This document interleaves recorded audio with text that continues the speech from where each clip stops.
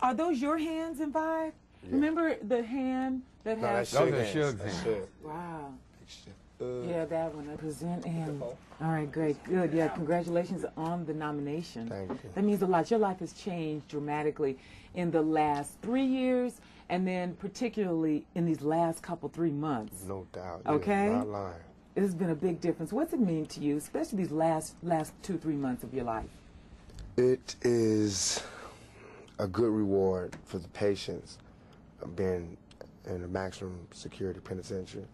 You know, all the times when I could have acted up, or all the times when I could have went one way and I was like, I know this ain't forever. I'm going to just ride this out, and I know it's going to be my time again. And now it is my time again, and I appreciate everybody that wrote me letters, telling me to be patient and wait, everybody that, you know, helped me to see that, you know, as long as you got your faith, you know, you can ride anything. There's nothing too scary where I'm going to just give up, you know what I mean? I've seen hell and everything after it, so. It's been some very interesting articles out recently. This man here is responsible, Papa G, getting a lot of press out about you all. Let me ask a comment about one of the things that I read. Certainly you're here at the family now. You all call this a family. What's it mean for you to be here with Death Row?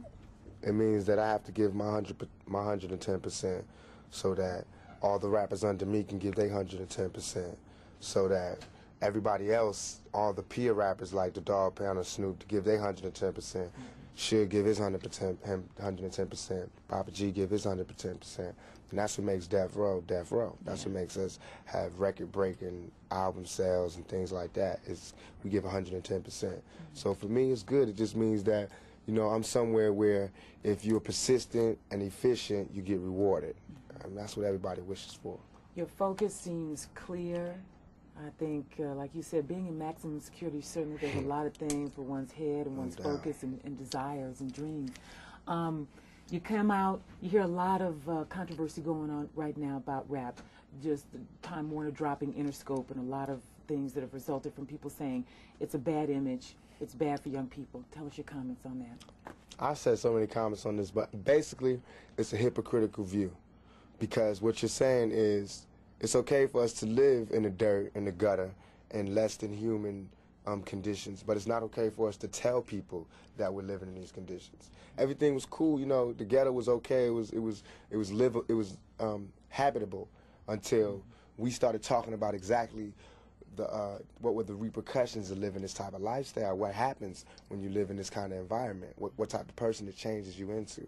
Now all of a sudden it's like you can't talk about that. But this is what we live in. We don't have a choice. You know what I mean? It's either we really kill people, do dope, sell dope, and have murders and do all this crazy stuff, or we talk about the fact that we got so close, man. If it wasn't for this rap thing, we would really have to do A, B, and C. You know what I mean? And that's not good. That's not nothing to look up to, but that's the truth. That's how it is, you know. Every human being inside your chest or your stomach or whatever, we're all given from God the survival instinct. And everybody has to live, self-determination. You have to live.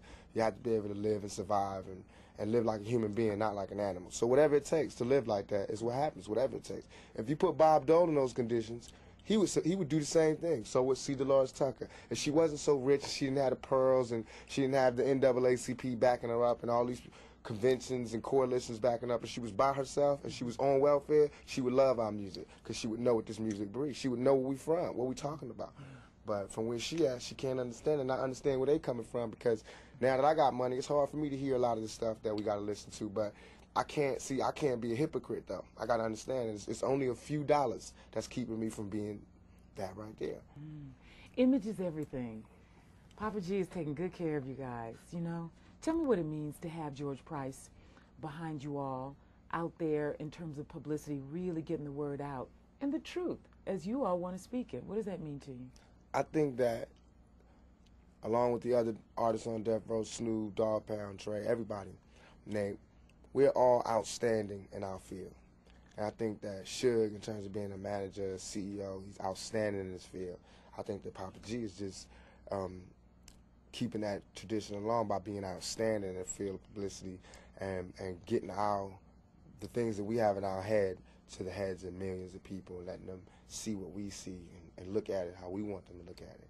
You know what I mean? Like the Vibe cover, that's how we feel, like a mob, like a family. You know, we want people to see that. Not mob like guns and things, but mob like family. Like you say to do this, we do this.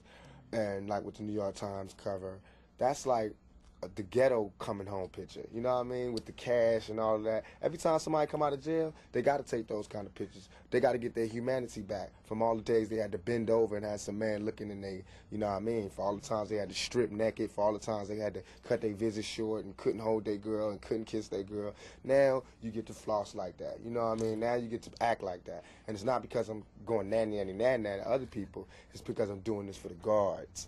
You know, for the people who thought I was guilty, for everything, for all the people who didn't believe that it could come to this point. I mean, look, they could shoot me 5 times, call me a rapist, and throw me in jail, and I'm going to bounce back. I'm not going to give up. You know what I mean? That shows the resilience of a young black male and a death row inmate in particular.